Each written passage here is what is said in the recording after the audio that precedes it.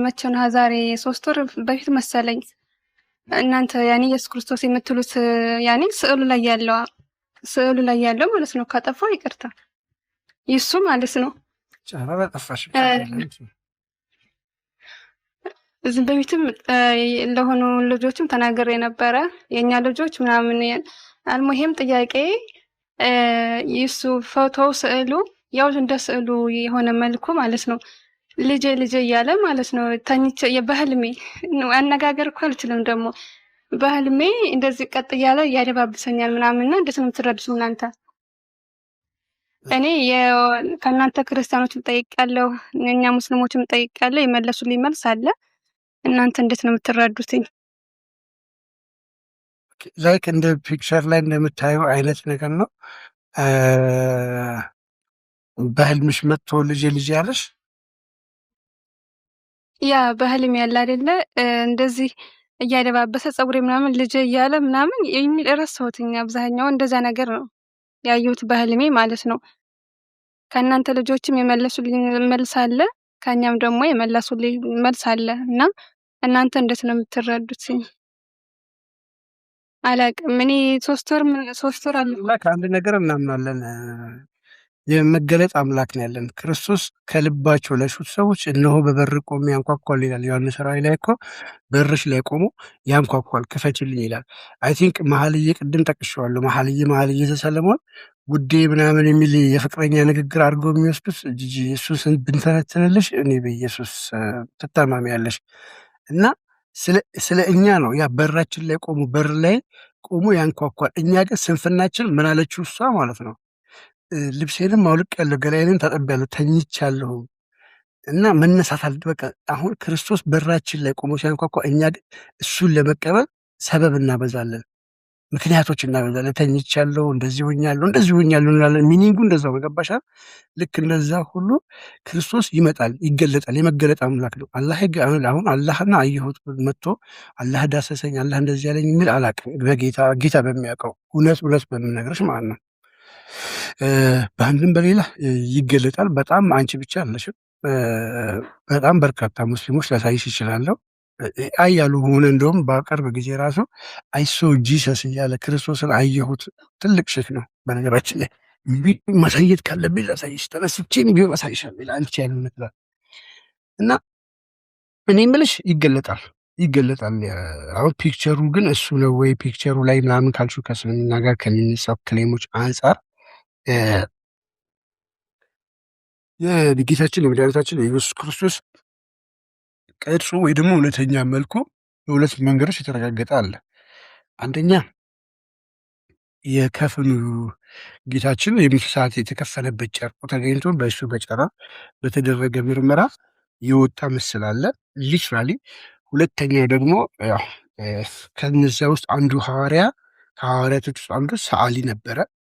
እዚህ አምደ ሃይማኖት የሚል መጽሐፍ አለ። ቅድም ስክሪን ላይ አድርጌ የነበረው ይሄ ፒክቸር በሐውልት መልክ ይገኛል። መልኩ ነው ተብሎ ይወሰዳል። በጣም ተቀራራቢ መልኩ ነው ተብሎ ይወሰዳል። ይሄ ማለት ነው። ከዚህ በመነሳት ፊልሙ ላይ ምናምን የምታያቸው ግን የሰዎች ስዕል ነው። አእምሮችን ውስጥም ያለው ያ ስለሆነ ክርስቶስ ግን ይመጣል፣ ይገለጣል ማለት ነው። ከፎቶ ከምናምን አንጻር ከሆነ በህልምሽ ግን መጣብኝ ያልሽው የመገለጥ አምላክ ነው። ይገለጣል፣ ክርስቶስ ይመጣል።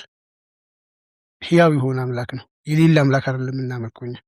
መጥቶ የሚያናግርሽ፣ የሚዳሰስሽ፣ የሚነካሽ፣ የሚመራሽ ጌታ ምስክሬን ይገለጣል። ኮስት ይቀጥል። በጣም ያው የሚገርም ነገር ነው። አክቹዋሊ ሼር ያረግሽን አንድ ነገር ልነግርሽ እፈልጋለሁ ጂጂ፣ ግልጹን ነገር ማለት ነው። አምላካችን እግዚአብሔር ለሁላችንም መንገድን ይሰጠናል። ለምሳሌ አንድ ነገር ልንገርሽ፣ እግዚአብሔር አምላክ ሁሌ ዕለት ተዕለት ወደ ቤቱ እንድትመጪ ፍላጎቱ ነው። ልጄ ሆይ ነይ፣ አይዞሽ፣ በርቺ እያለ ሁሌም ይጠብቅሻል። ለዚህ ነገር እግዚአብሔር አምላክ ራሱ ወርዶ ነይ ብሎ እጅሽን ጎትቶ እንትን አያደርግሽም። ምክንያቱም እግዚአብሔር አምላክ ለሁላችንም ምን ሰጥቶናል?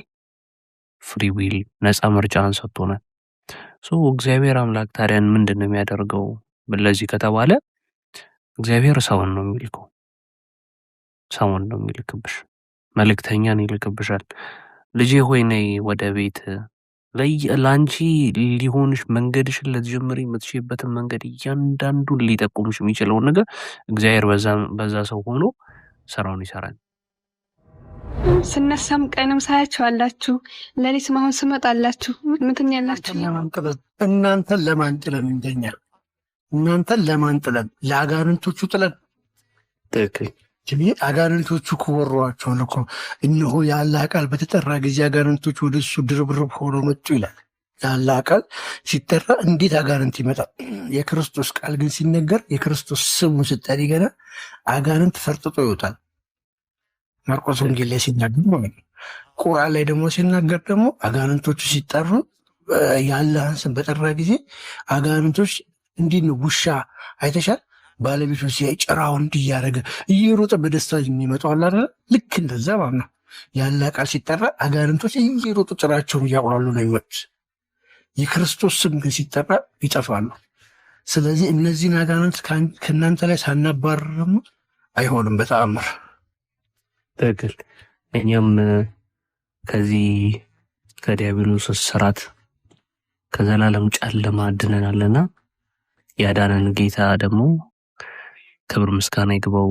በዚህ በቆላሲያስ ምዕራፍ 1 ቁጥር 14 ላይ በእኛ ላይ የሚቃወመውን መንፈስ በመስቀል ጠርቆ ከመንገድ አስወግዶታል ይላል ቅዱስ ጳውሎስና እኛን አድኖናልና አንቺንም ያድንሽ ዘንድ መልካም ፈቃዳችን መልካም ምኞታችን ነውና ቃል ስጋ ሆነን በጣም ነው የምወደው፣ በጣም ነው የማከብረው። ምርጥ ወንድሜ ነው። በቃ ቴንኪው። እግዚአብሔር ያክብርልኝ ቴሽ፣ እግዚአብሔር ያክብርልኝ። አመሰግናለሁ። በርቺ፣ ተማሪ፣ በደንብ እወቂ። ከምንም በላይ ደግሞ አንቺ እንድትድኝ ነው የምፈልገው። ትምህርቱ ከገባሽ ምናልባት ከኔ አይደለም እግዚአብሔር በእኔ ውስጥ አድሮ ነው ለአንቺ ያስረዳሽና ያንን ትልቁን ነገር ድህነቱን ማግኘትሽ ነው የምፈልገው። ከዚህ ትክክል ካልሆነ መንገድ አጋንንት መቼም ቢሆን አንቺ ምርጥ እህቴ ነሽ። የአንቺ ወንድም እንዲሆን አልፈቅድም። አጋንንት የአንቺን ተቆጣጥሮች እንዲጫወትብሽ አልፈቅድለትም። ኦኬ። ክርስቶስ ስለ አንቺ ሞተው እያለ የመሐመድ ደም ያድነኛል ብለሽ የመሐመድን ደም እንትን በይ አላለሽም። ኦኬ። ክርስቶስ ስለ አንቺ ሞተዋል፣ ስለ አንቺ ደሙን አፍሷል በመስቀል ላይ፣ ስለ አንቺ ስጋውን ቆርሰዋል።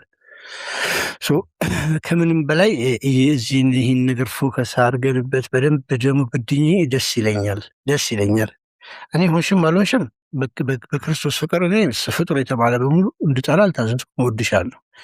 ደግሞ ይበልጥ ደግሞ ብድኝ እኔ ያገኘሁትን ድነት ብታገኘ እኔ ያየሁትን ብርሃን ደግሞ እንድታይ ምኞቴ ነው እና እግዚአብሔር ለዛ ያብቃሽ፣ እግዚአብሔር ለስጋው ደግሞ ያብቃሽ ለማለት እወዳለሁ። በዚህ አጋጣሚ ረጅም ጊዜ ነው ጂጂ ከኛ ጋር እየጠየቅሽ።